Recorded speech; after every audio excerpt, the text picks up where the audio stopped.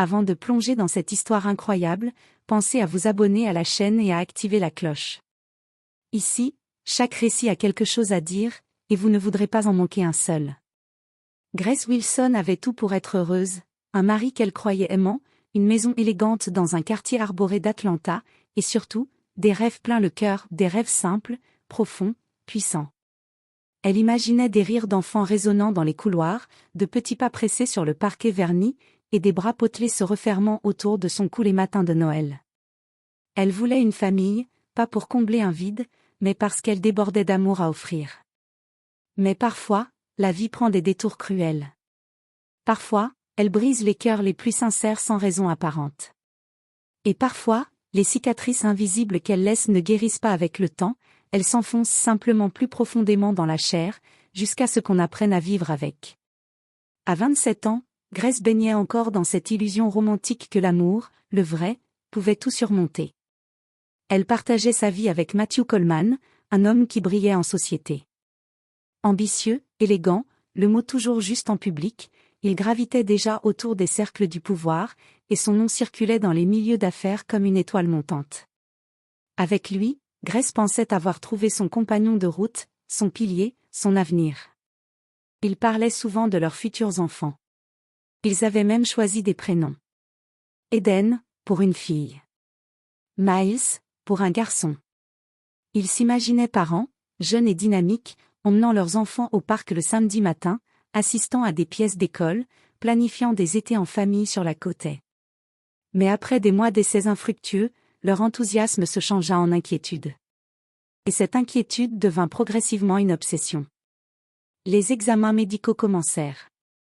Chaque mois devenait un test, chaque silence du corps une gifle. Grace consulta, revint, recommença. On analysa ses taux hormonaux, ses ovaires, son utérus. Mais les résultats restaient flous, les causes indéfinies. Une zone grise, une absence de réponse. Au début, Matthew faisait preuve de patience. Il la soutenait du bout des lèvres, mais son regard se teintait d'un malaise qu'il ne parvenait pas à dissimuler. Avec le temps, il devint plus absent. Plus dur. Moins tendre.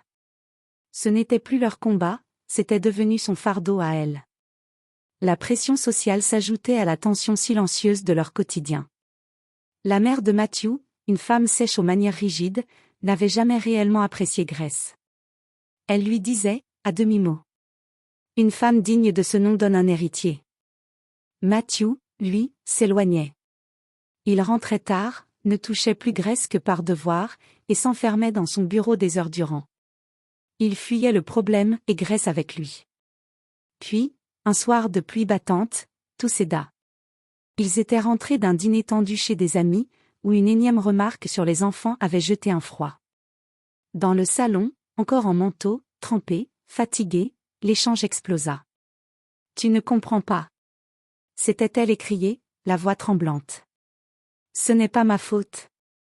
Je fais tout ce que je peux. » Matthew la regarda, froidement.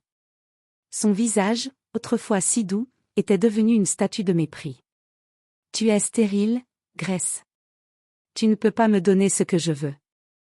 Je perds mon temps. » La phrase tomba comme une lame. Elle sentit l'air quitter ses poumons. Elle voulut parler, pleurer, hurler. Mais rien ne sortit. Il la regarda une dernière fois, et monta dans leur chambre, comme si la sentence était prononcée. 2 semaines plus tard, il était parti. Moins d'1 an après, on apprit par les réseaux sociaux que Matthew s'était remarié avec une décoratrice en vogue, visiblement enceinte de 6 mois au moment de leur mariage. Les photos défilaient, sourire parfait, robe blanche sur ventre arrondi, Matthew rayonnant. Et Grace ? Elle ne fit pas de scandale. Elle n'envoya pas de messages haineux. Elle ne supplia pas. Elle fit ses valises en silence, vendit la maison, et s'éloigna. Atlanta était devenu un cimetière de souvenirs, un théâtre d'humiliation. Elle choisit de disparaître non par faiblesse, mais pour survivre. Elle s'installa dans une petite ville du Colorado, loin du bruit, des jugements, et surtout, de tout ce qui avait été souillé. Là-bas, entre les montagnes, les arbres silencieux et le vent froid, elle entreprit quelque chose que Matthew n'avait jamais su faire, reconstruire. Ce que personne ne savait, pas même ceux qui l'avaient vu disparaître d'Atlanta, c'est que Grace n'avait jamais cessé d'aimer les enfants. Ce rêve-là, celui de materner, d'élever, de transmettre, ne s'était pas éteint avec le départ de Matthew. Il avait simplement changé de forme. Car malgré la douleur, malgré les silences qui l'avaient entouré, malgré les mots cruels qu'on lui avait jetés comme un jugement, Grace ne s'était pas laissée consumer par l'amertume. Elle aurait pu devenir amère, refermée, cynique. Mais elle avait choisi un autre chemin. Un chemin plus silencieux, plus lent, mais infiniment plus fort, celui de l'amour résili. Un jour d'hiver, alors qu'elle feuilletait un journal local dans le hall d'une petite bibliothèque du Colorado, son regard tomba sur une petite annonce. Appel urgent à l'adoption petite fille de 3 ans, d'origine haïtienne, sans famille connue, en attente d'un foyer stable. Le nom n'était pas mentionné. Mais Grace sentit, dans ce moment étrange, comme une résonance. Un appel doux et ferme à la fois. Une intuition qui s'imposa comme une évidence. Quelques semaines plus tard, elle accueillit Naomi. Petite, craintive, les yeux grands ouverts sur un monde qu'elle ne comprenait pas. Elle avait connu l'abandon, l'instabilité, le manque. Mais dans les bras de Grace, pour la première fois, Naomi ressentit la chaleur d'un amour inconditionnel. Et Grace, elle, découvrit une vérité profonde: on peut aimer un enfant qu'on n'a jamais porté comme s'il avait grandi dans sa propre chair. Naomi fut la première. Mais pas la dernière. 3 ans plus tard, Grace adopta 2 jumeaux afro-américains, Elia et Emmanuel. 2 garçons de 6 ans, extraits d'un foyer violent où les cris étaient plus fréquents que les sourires. Lorsqu'ils arrivèrent chez Grace, ils ne parlaient presque pas. Ils avaient appris à se méfier de tout. Mais petit à petit, avec patience, tendresse et structure, Grace leur apprit la sécurité. La confiance. Le droit d'être vulnérable. Puis, quelques années plus tard, elle ouvrit sa porte à Esha. Esha avait 15 ans. Trop vieille pour les agences d'adoption traditionnelles, trop brisée pour que qui que ce soit veuille s'engager. Elle errait de foyer en foyer, ayant connu les trottoirs, les mains sales, les regards prédateurs, les promesses non tenues. À son arrivée chez Grace, elle ne voulait pas parler. Elle n'avait foi en rien. Mais Grace ne recula pas. Elle vit en Esha une version de son propre chagrin, une colère rentrée, une fêlure profonde. Elle ne força rien. Elle la laissa respirer, exister, se reconstruire à son rythme. Et peu à peu, un lien se tissa. Fort. Indestructible. Grace n'avait peut-être pas porté ses enfants dans son ventre, mais elle les avait tous portés dans son cœur. Dans ses bras. Dans ses nuits sans sommeil. Dans ses prières silencieuses. Elle avait pansé leurs plaies, calmé leurs cauchemars, et rallumé dans leurs yeux une lueur que la vie avait voulu éteindre.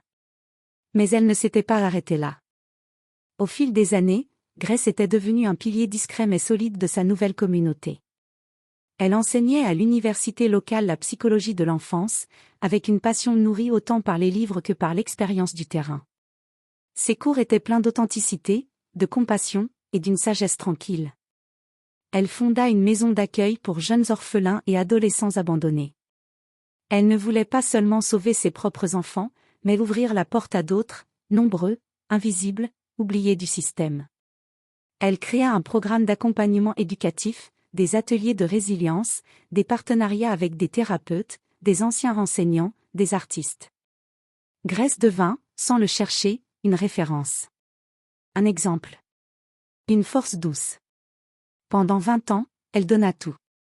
Amour, valeurs, éducation, discipline, enracinement culturel. Elle enseigna à ses enfants la beauté de leurs origines, la fierté de leur héritage, et la force de la dignité. Elle ne leur promit jamais un monde juste, mais elle leur donna les outils pour y faire face avec intelligence et intégrité. Et ils grandirent. Chacun à sa manière. Chacun avec ses combats, ses rêves, ses talents. Et ensemble, ils formaient une famille que rien ni personne ne pouvait nier. Un soir de juin étouffant, les dorures du Ritz-Carlton d'Atlanta brillaient sous les projecteurs d'un gala prestigieux, le 25e anniversaire de Coleman Enterprises, un empire bâti à force de contrats, d'alliances politiques et de relations soigneusement entretenues. À la tête de cette entreprise colossale, Matthew Coleman. Toujours élégant. toujours dominateur. Il entra dans la grande salle du Ritz comme un roi dans sa cour, vêtu d'un smoking noir taillé sur mesure, la montre en or brillant discrètement sous sa manche. Il salua les notables, échangea des poignées de main fermes et des sourires calculés. Mais derrière la façade lisse, il n'était plus tout à fait l'homme d'autrefois. Les années avaient laissé leur empreinte, ses tempes grisonnaient, ses traits étaient plus durs, et ses yeux fatigués trahissaient un vide que ni le pouvoir, ni l'argent n'avaient su combler. Ses 2 fils, autrefois exhibés dans les pages glacées des magazines familiaux, étaient absents, l'aîné, Julian, en cure de désintoxication après une overdose médiatisée, et le cadet, Marcus, exilé à Dubaï suite à un scandale financier impliquant des pots de vin et des comptes offshore. Malgré tout, Matthew souriait. Car ce soir, c'était censé être son triomphe. La salle scintillait de 1000 lumières. Un orchestre jazzy jouait doucement près du buffet. Les conversations se mêlaient dans un bourdonnement feutré. Jusqu'à ce qu'une agitation inattendue saisisse l'entrée principale. Tous les regards se tournèrent.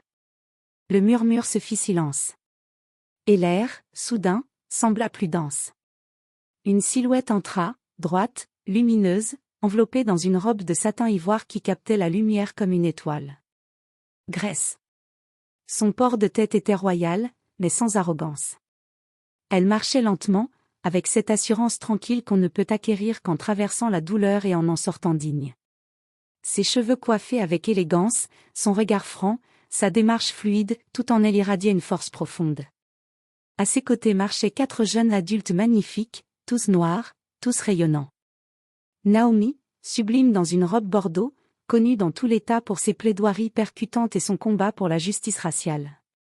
Elia, en costume sobre, à la carrure solide, urgentiste à Chicago, spécialisée dans les interventions de crise. Emmanuel, plus discret, mais dont la présence calme imposait le respect, pianiste prodige, ses concerts affichaient complets à Paris, Tokyo et Johannesburg.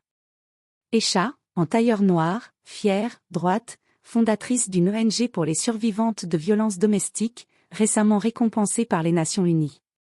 Ils n'avaient pas besoin de dire un mot. Leur prestance parlait pour eux. Et à cet instant, le roi déchu reconnut la reine qu'il avait perdue. Matthew, figé, sentit sa main trembler. Sa coupe de champagne glissa lentement de ses doigts et se brisa au sol dans un tintement sec, net, presque symbolique. Il s'approcha, lentement, comme traversant un rêve ou un cauchemar. Grace ? C'est toi, dit-il, la voix cassée, presque enfantine. Elle le regarda. Pas de colère. Pas de vengeance. Juste une paix redoutable. Une paix construite sur 20 années de travail, d'amour, de résilience. Oui, Matthew. C'est moi. Et voici mes enfants. Il cligna des yeux, incrédule.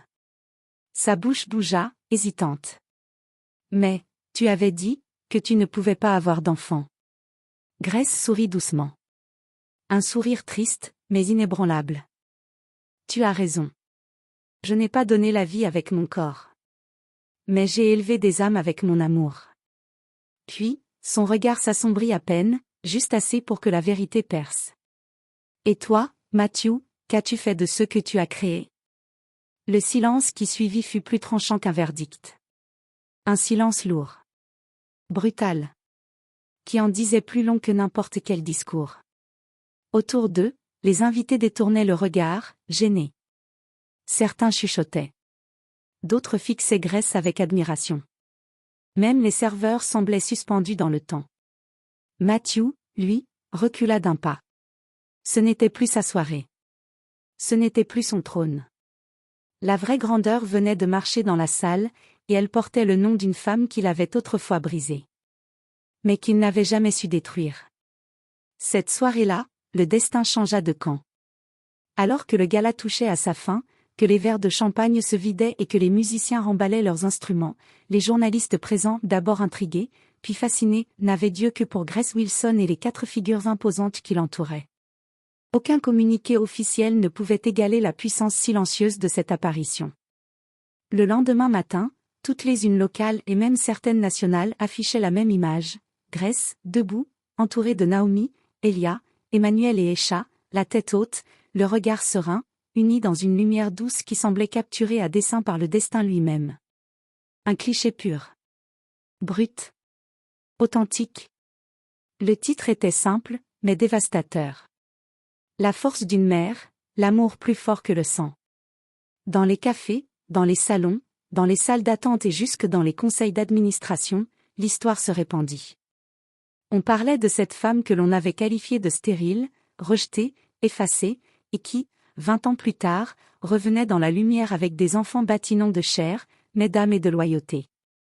Et pendant que la presse célébrait ce retour inattendu, Matthew Coleman, lui, découvrait une autre vérité plus amère, plus silencieuse. Chez lui, dans sa villa trop grande, face à un miroir où son reflet lui paraissait soudain étranger, il revoyait la scène encore et encore. Il comprenait, trop tard, que la vraie stérilité n'était pas celle que l'on diagnostique dans une clinique. C'était celle du cœur. Celle de l'orgueil. Celle d'un homme incapable d'aimer autrement qu'à travers ce que les autres validaient. Il avait fondé un empire, mais il s'était montré incapable de construire une famille. Il avait eu des enfants, mais pas de liens. Des héritiers, mais pas d'héritage émotionnel. Ce qu'il avait semé n'était que désillusion, compétition, vide. Et au sommet de sa réussite, il était seul. Grace, elle, ne le revit jamais. Elle n'en éprouva ni désir, ni curiosité. Car pour elle, ce chapitre était clos depuis longtemps. Elle ne nourrissait ni vengeance ni ressentiment. Ce n'était pas sa victoire personnelle qu'elle savourait, c'était la victoire d'une vision du monde différente. Une victoire douce, posée, fondée sur le don, l'éthique et la réparation. Ce soir-là, Grace ne fut plus la femme abandonnée, blessée, réduite à une étiquette médicale. Elle devint un symbole vivant. Celui de la résilience. De la maternité choisie. De l'amour inconditionnel qui transcende le sang, les lois biologiques, les normes sociales. Elle était la preuve que l'on peut renaître de ses ruines et bâtir un palais avec les pierres qu'on nous a jetées. Elle était, pour ses enfants et pour tant d'autres invisibles, la plus belle définition du mot « maman ». Et dans les cœurs de ceux qui avaient assisté à cette soirée, une vérité s'était ancrée, indélébile. La grandeur ne réside pas dans ce que l'on possède, mais dans ce que l'on élève.